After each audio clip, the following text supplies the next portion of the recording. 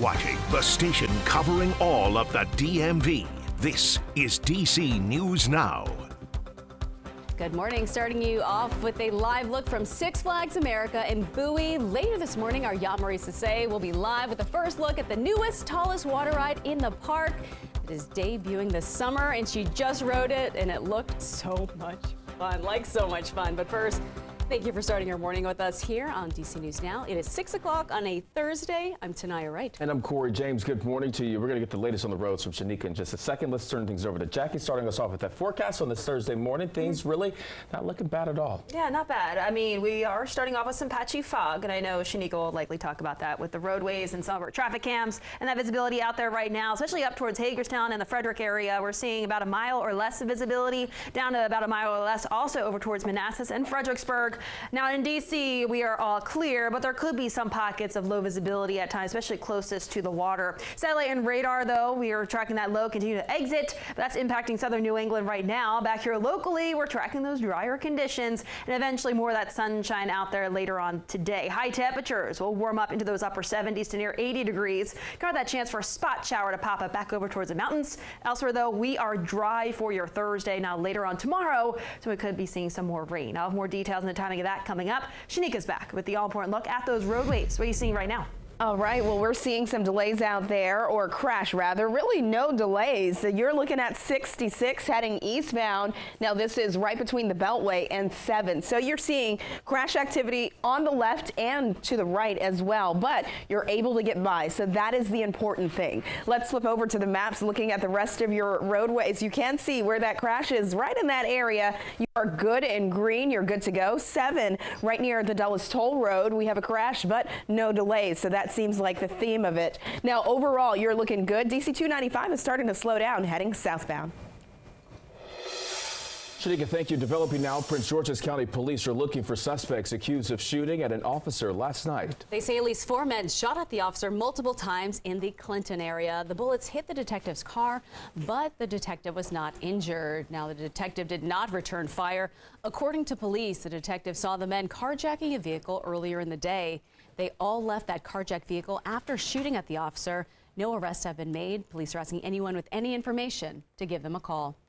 And we now know the names of 2 men involved in a deadly shooting in Virginia. Fairfax County Police say it happened yesterday morning in Centerville in the parking lot of a shopping center near Route 29. Officers believe 18-year-old Michael Alcantara and Hassan Canoe shot at each other after getting into a drug-related altercation. I moved my family here because it was a good neighborhood, good place to live. So this is going to be kind of heartbreaking to see this happen. Police say Alcantara died at the scene. Canoe was taken to the hospital, they say, and at last checked is in serious condition. They say he is facing a second-degree murder charge, and police also say they recovered drugs and 2 guns at the scene. In the district, a teen's family is demanding answers and calling to end gun violence after he was killed last September.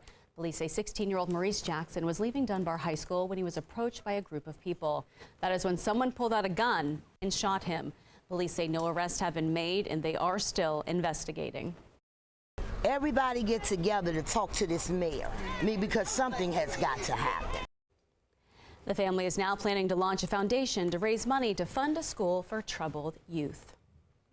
The U.S. House passed legislation that would give Congress more oversight on D.C. crimes. And this could toughen sentencing laws. The bill would also change the youth offender status to 18 or younger.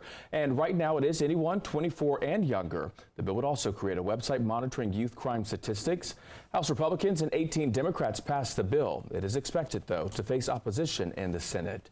And Mayor Muriel Bowser and D.C. officials criticizing the bill in a letter to House leadership, saying it would reduce D.C. autonomy and quote, would prevent district policymakers from responding to emerging crime trends or even create new crimes, end quote.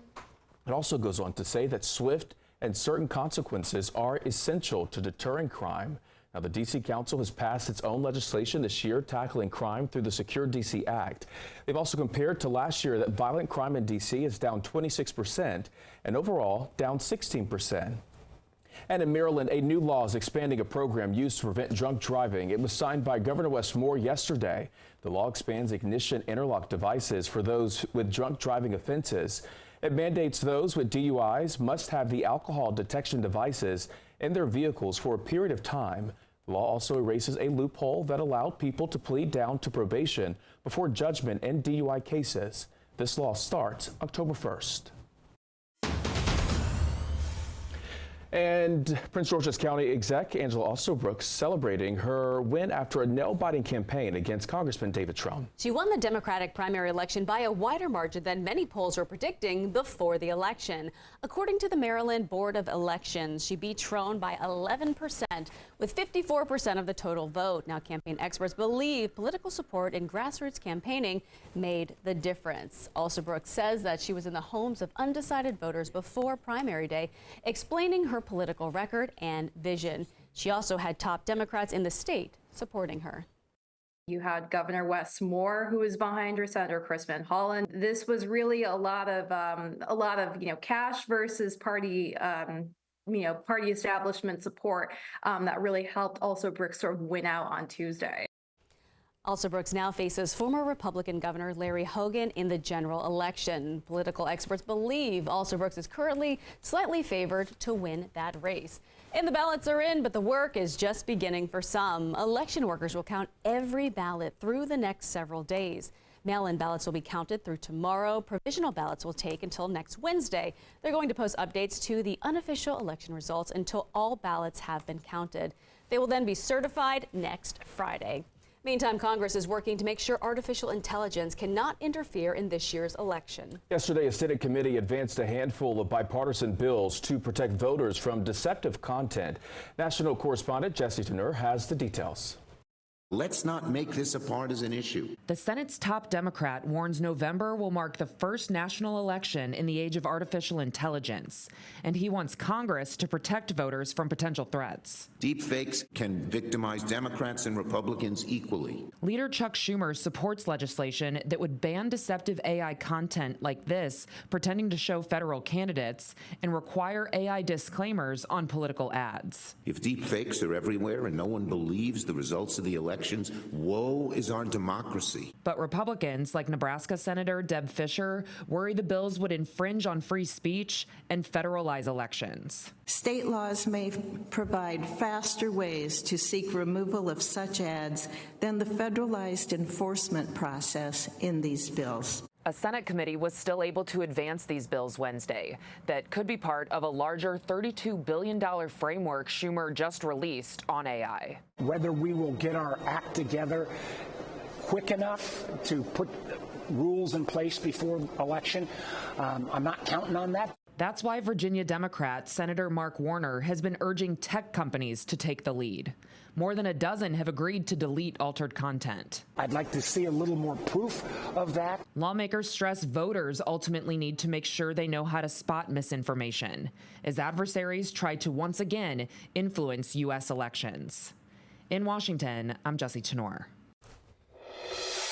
Time right now with 6:08 happening today. D.C. officials are clearing out 2 homeless encampments this morning. They are citing health, safety, and community use reasons. Our Liberty Zabala is live at one of those encampments with more on that removal. Liberty, good morning.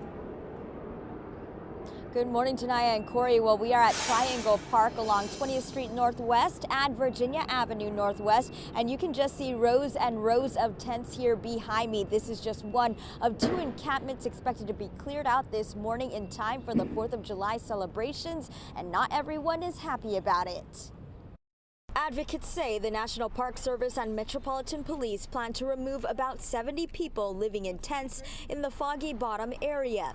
They will clear the public park at 20th and East Street Northeast and Virginia Northeast, as well as 21st and Virginia Northeast and 25th and Virginia Northwest. The National Homeless Law Center, Miriam's Kitchen, and other local advocates will be on site to support the homeless with gathering their belongings before officials dispose of their property. Advocates argue the encampment clearing represents a blatant disregard for the safety of vulnerable individuals experiencing homelessness. They demand Mayor Muriel Bowser and others provide real solutions, such as increased housing and supportive services instead. But officials say clearing public spaces is triggered when a site presents a security, health, or safety risk or interferes with community use. They also say they provide resources to shelter the homeless and offer housing and behavioral health services to these individuals.